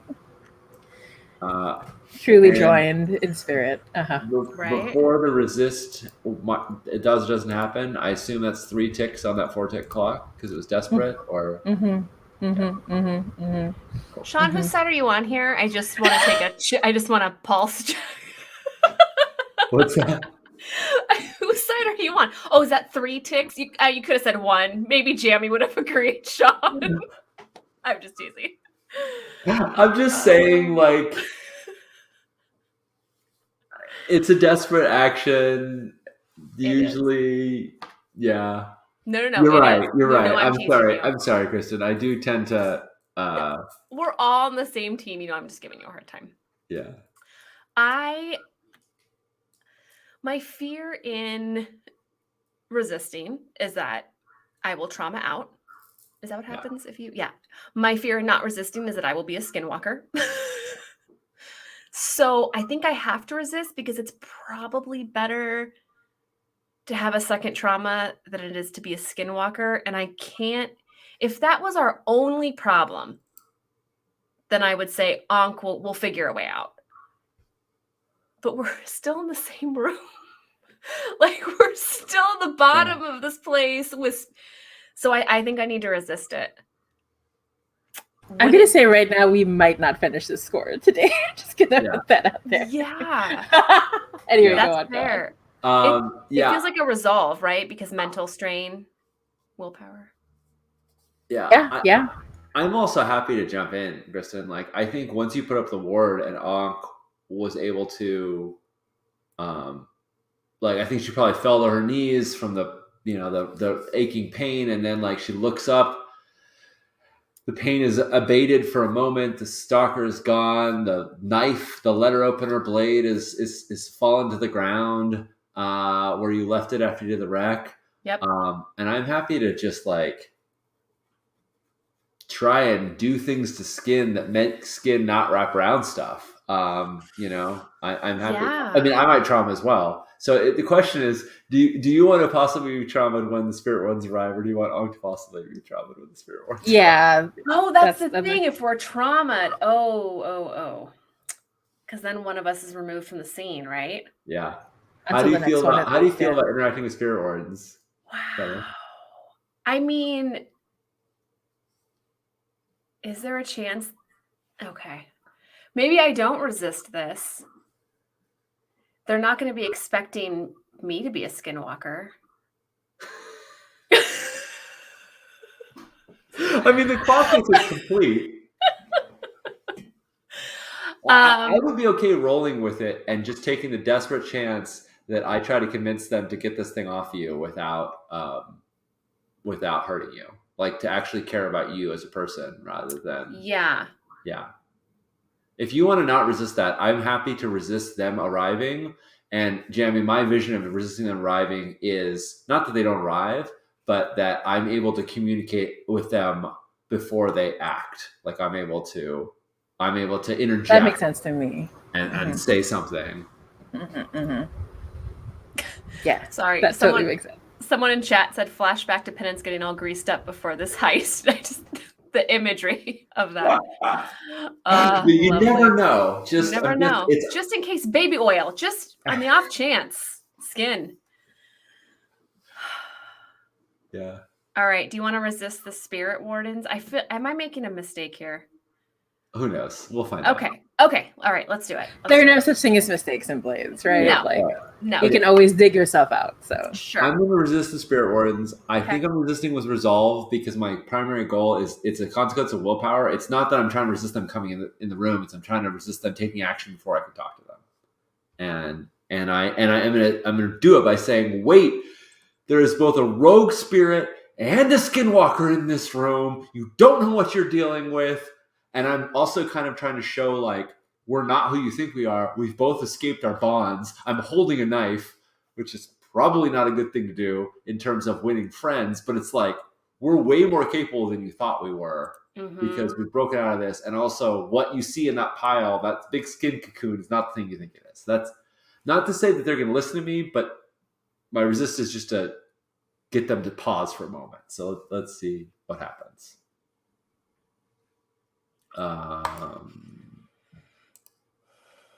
Okay, only one stress. I see a 5. I did not trauma out. Yes. Which means excellent. we're technically both still on the scene, Krista. Okay. Yes. Yeah. And this is when the guilt tries to come in. Oh, actually, Jamie, do you want to say anything about the way they respond or whatnot? I mean, I'm going to continue talking to them, but I don't know if you want to describe their actions or anything. Yeah. So I think like the door slams open and you see. I just want to have a really badass whisper, right? Like I want to have that happen. So even though they all wear the same bronze masks and they all have the same uniform. There's just something about this one, like you can tell that this person has walked through the ghost field numerous times and left a part of them each time, right, behind. And so there's a way that they exist outside of this, that they're not really fully here anymore. Familiar. Mm-hmm. Right. So when that happens, you say what you say, like they see you like with that letter opener of a dagger, and they see like the room has been turned, the spark craft is going off, like the leech has somehow managed to like create a room that's safe from spirits within moments using the same mechanisms that were meant to. Ooh, I found the perfect picture. Sorry, I'm just so happy. And I find a good picture of a but yeah, we will give them a name in a bit. But basically, you see their bronze mask, and they look very calm, right? Like they're just watching you, and they seem very calm considering like there's a freshly made skinwalker on the side there. Almost made skinwalker. Come on now. Yeah. Oh, okay. To be fair, I'm not completely cruel. Okay, almost. You still see bits of penance in there, right? It's the skin's mostly just on the mask rather than the face, but yeah. And so the warden stops and looks at you and says, right, I've heard about you two, the cultists. And so like she's giving you this moment to like speak. Yeah. I look at it and I'm like, there's a part of Ankh that wants to be like, I'm not a cultist. I'm a liberator of celestial beings, but she's like, now's not the time to get pedantic. Like you can tell there's like the pedant in Ankh is strong, but she's like, she bites her lip and says, do you even know what goes on in your own house?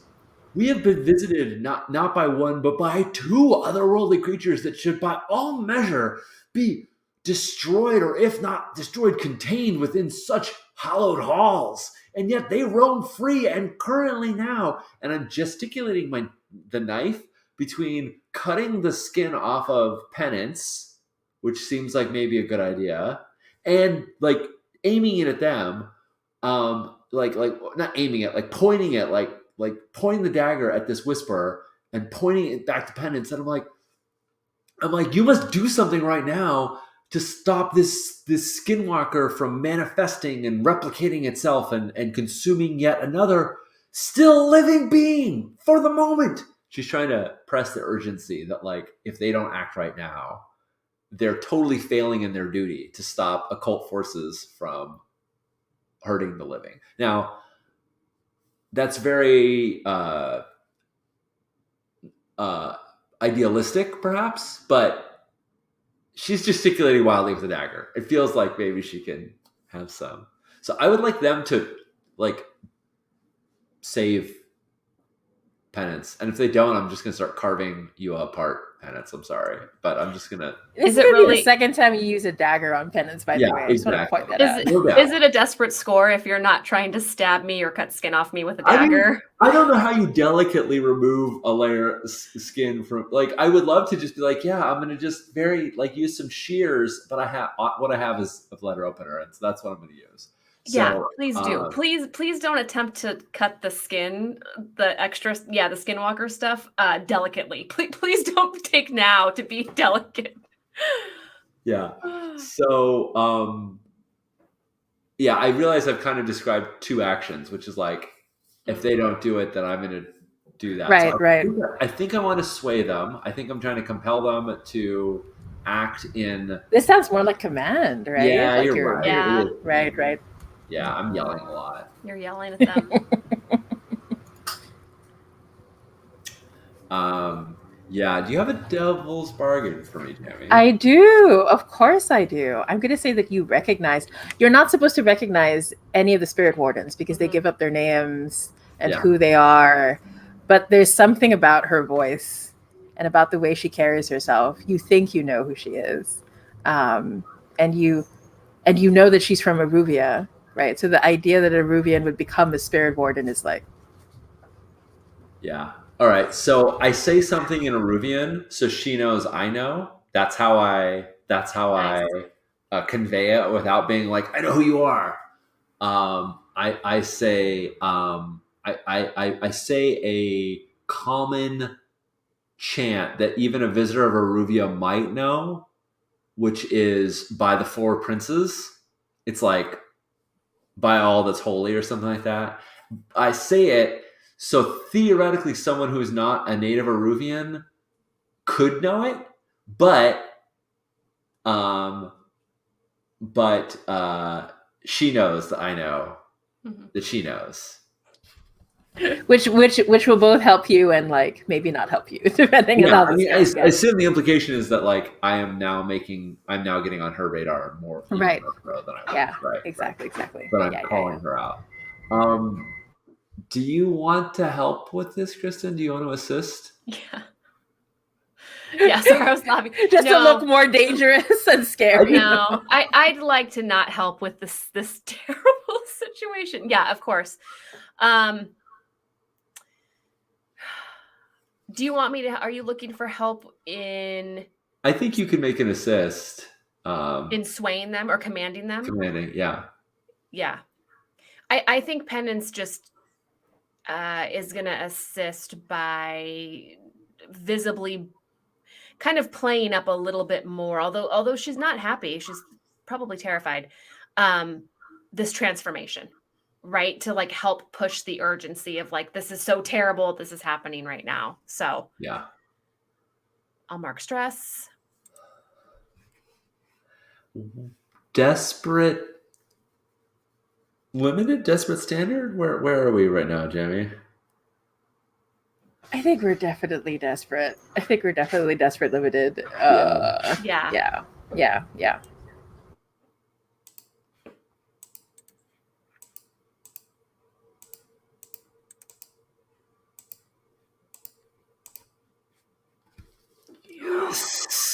We have a six. Six. Oh, sweet 6. It had to happen at some point, right? Right? Sooner or later, That's the sum of my rolls needed to be higher than the sum of all my dice needed to be higher than 3 sooner or later. Yeah. Excellent. Yeah, and I think there's a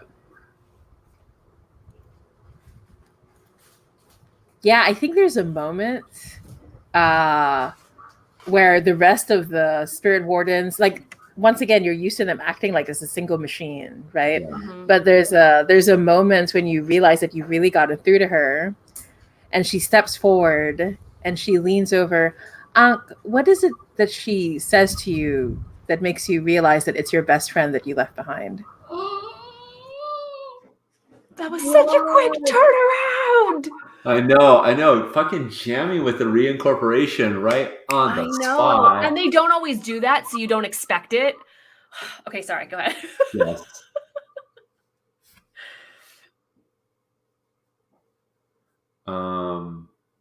I think they say. I think they say something about like when we went to school in Navasa school. I think it's. I think that there's like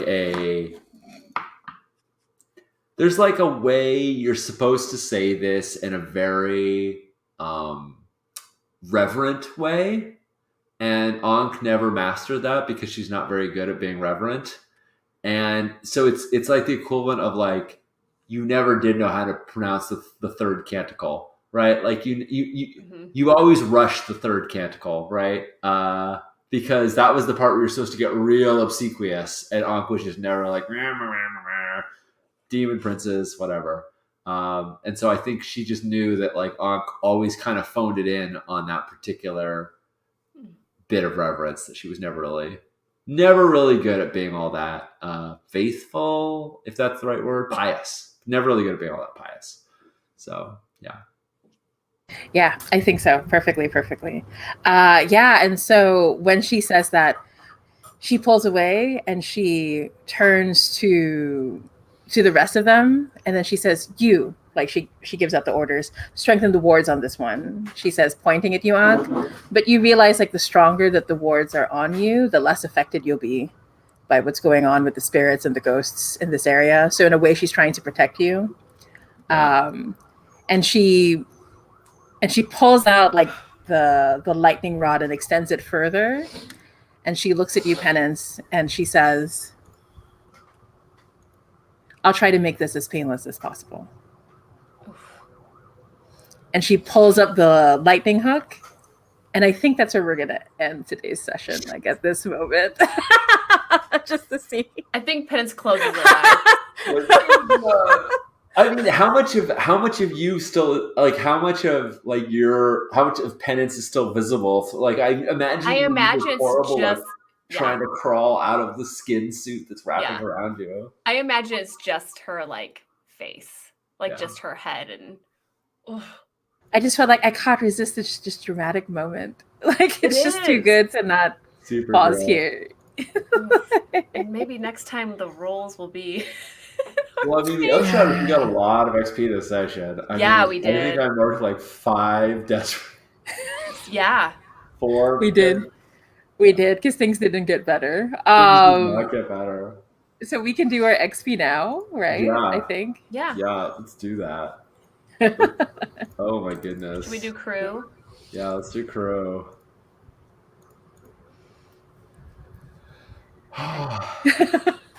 Yeah, right. I'm trying to take a breath. Did we advance the agenda of our deity?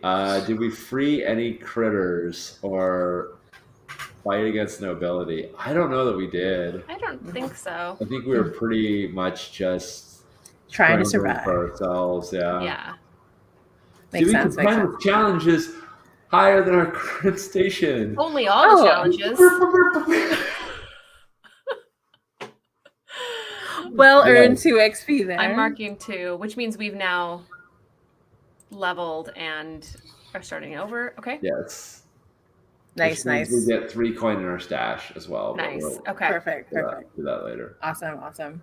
Yeah. Did you bolster your crew's reputation or develop a new one? Ambitious or daring?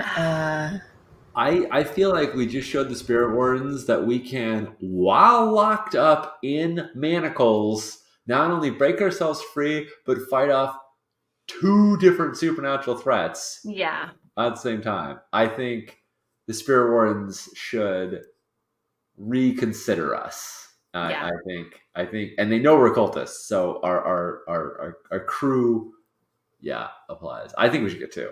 I think we. Yeah, I'm with you. Definitely. Yeah, definitely. Feels like it makes the most sense. And then did you express the goals, drives, inner conflict, or essential nature of the crew?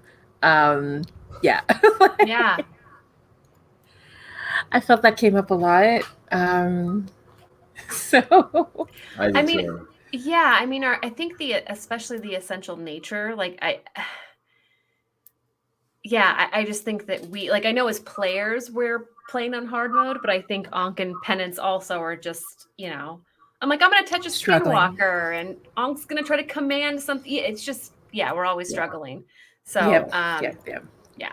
One or Yeah, two 2 for that XP. one. Yeah, and I think that like the crew, I think that another important element about that is that we didn't stop being a crew when shit went bad, right? Like everything's bad, and we're still trying to stick together, but also b like fulfill our purpose. So Yeah. always be Colton. Yeah, ABC. Yeah, always. Yeah. All right, you Okay. want to do penance? Sure.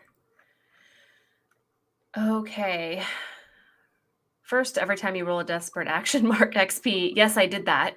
Yeah, lots of that. Okay, you addressed a challenge with technical skill or mayhem. Yes, I would say. I would say you did that twice. You Twice. both put the lock on mine, and you also set up the ghost ward. Yeah. Excellent. Agree. So 2 there. Express beliefs, drives heritage or background. I think I did that with Jessica. Yeah. No, And not also with Jessica. Julia. Sorry, with Julia, not Jessica. Yeah. With Julia. But I think only once. I don't think we've had really enough time. So I'm going to say 1 for that one. Yeah. So I would also consider what happened on the Discord, right, is still counted, right, towards your XP. So you have to deal with the accountant and you have to deal with the arcbenders. Yeah. So. Oh, And yeah. arcbenders. Okay, I'll take it. Thanks, Jamie. That's a good point. You struggle with issues from your vice or traumas during this session. I'm all for XP, but I don't think I did. I mean, my trauma is obsessed. We got rid, maybe, of a Thale last session in that score. And I just don't think there's been a chance for that to come up. I think that's going to be trauma for Penance to deal with later. Yeah. Right, so right, I'm good there. That'd be fun. Yeah. Yeah. And we didn't have your penchant for, oh my goodness, big old moth. Your penchant for like exploring weird ghost possessory stuff. Yeah. I don't feel like if I thought about it, it could have been you trying to like be like, okay, stalker who looks just like me. But I don't think it came up. Like I don't know. Do you feel like that sort of your vice triggered it all with the stalker being there? Because it is like right. I think that if we had gone the route of actually having to talk with it and deal with it, then maybe. But Penance was in like narratively, Penance was in such a let me get this thing out of here, not how can I like learn from or talk to this thing. So I don't think so. I mean, again, I'm all for XP, but I just don't think it fit this session, and I'm completely fine with that. That's good. Yeah. Oh, sorry, I didn't have the screenshot up. Let's try that again. Cool. And let's do Ankh. Yeah. All right. You adjust a challenge with knowledge or arcane power. Yeah, I think I tried to. I mean, it doesn't say you successfully did it, but I mean, I think I tried to commune with Oren through flame. I think I held fast a ghost's attention by attuning to it, and I think I used my little like knowledge of Aruvian accents like connection. I mean, you can't trigger it more than twice, but I think I used knowledge as well to get attention. So absolutely, definitely. Mark 2 there. Explains my beliefs, drives, heritage, or background. Well, thank you, Jamie, for that lovely offering to express my background. Absolutely came up then. I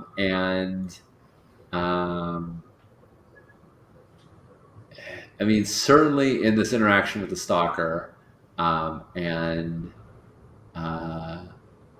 then you have the spirit warden friend, right? Yeah.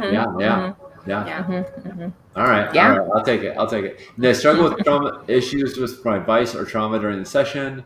My vice is stupor. My trauma is cold. I'm going to say my vice did apply because the reason why stupor exists is because I have such horrible headaches from the ghost field, and it was wrecking my day this whole time. Like normally, I think I very much crave like it's not applicable right now, but I think I'm having really bad withdrawals and cravings because of such bad headaches. But like B, like that's the way I normally deal with this, and I didn't have access to it, and so I struggled with not having that. So, but I don't think cold came up. Right. Although one could say I felt really bad for Penance being such a good person. I felt really relieved when she wasn't as good a person as I thought she was. That's true. You specifically said that too. You could take one That's for true. that. That's true. Really? Okay. All right. I'll. Because you did all right. specifically call that out in game. Like, Yeah, you did. Bonk You was did. feeling that. Yeah. So. All right. Yeah. Nice. Well, thank you, friends. This was delightful. We did not get through a score. That is in part because we kept rolling bad outcomes. Yeah. But we got to learn about our character's history, and you didn't become a skinwalker yet. So I mean, our spirit warden friend is there. It should. We'll see what happens when I do a fortune roll next time. Yeah. What could go wrong? What could go wrong? Everything was going so well today. That will surely continue. Yeah, no, I think that was a grinder. That was just like, yeah, that was bad. I have never seen so many misses. Yeah, that was well, epic. And I feel like it's important to not just kind of shrug when you get another miss and be like, I guess you don't make any progress. Like each one has to hurt, and they did. Good job, Jamie. Making each of them hurt. Agree. All right. I am Sean. I use he, him pronouns. You can find me everywhere at Sean Nittner on the internets. My big thing coming up for me is in a month we have Big Bad Online, which is going to be a 24-hour stream of amazing panels. If you don't already know, now you know. Go check it out at bigbadgone.com. And yeah, it's good stuff. How about you, Kristen? Kristen, she, her pronouns. You can find me on Twitter at Kristen is no Jedi. I do game design and writing for RPGs. I also do a live stream with two amazing BIMPOC co-hosts called They're a Super Geek or Taz Geek. We're a live stream every other Thursday on the Misdirected Mark Twitch channel. It's also a podcast anywhere you get your podcatcher. And we do actual plays, and we try to highlight the marginalized voices in the tabletop role-playing community. And then I also do an interview show over on Tabletop Babble that focuses on talking to folks who have gaming-related crowdfunding projects coming up. I interview them and then release those during their crowdfunding to try to help hype and get the word out even more. So I do a lot of stuff. Love this space. So again, follow me at Krista's No Jedi. How about you, Jamie? Hi, so I'm Jamie, the very kind, benevolent, generous GM of the very kind and benevolent. And so my pronouns are they, he. I really love this game so much. You can find me on Twitter at Temporal Hiccup. I tend to use a lot of Sailor Moon GIFs. I'm working on some really exciting stuff, like most notably Apocalypse Keys, which will be published under Evil Hat, which is a PBTA game about monsters holding back the apocalypse, having messy relationships, being overpowered. It's a lot of fun. And I have a Kickstarter coming up in a few weeks. Our haunt of a found family of ghosts that hang out in a mansion. It can be as creepy, as cozy as you like the game to be. Really looking forward to that. So I'll let you all know when the Kickstarter comes on. Aside from that, you can also find me on the Gauntlet podcast, where I just hang out with the other Gauntlet co-hosts, part of the Gauntlet community, and we just talk about the games that we play. It's super, super fun, and we get to geek out. And the podcast editor tells me over and over again to not get too carried away in the geeking out. So I sound much smarter, much better on the podcast because our editor, Rich Rogers, is amazing. So, Right. But yeah, there you go. That's me. So, but yeah, thank you so much, y'all. That was such a fun game. So, well, fun for me.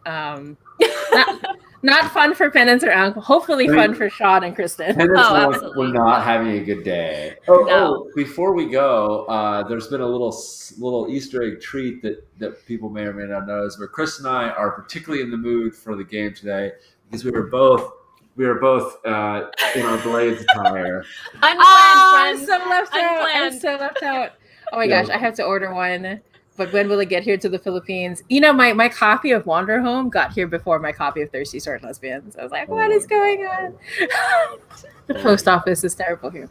But anyway, I will order a shirt. I will get that. So Yeah, we can all maybe be 6 months matching. from now. 6 months from now we Yeah, can maybe 6 We just months have from to now. keep the game going that long. right? Yeah, Yeah. true. I can at least get a letter opener in the shape of a dagger, I think. I'll go. I mean, I'll go that check you it should out. be able to hopefully find locally, right? It just Yeah, for sure. Yeah. All right, Kat. Thanks everybody for hanging out with us. This was a blast. Thanks for hanging You out, had some everybody. Great ideas. And if I can find the little outro screen, oh, there it is. We'll see you all in the laters. See ya. And now we wait for a second.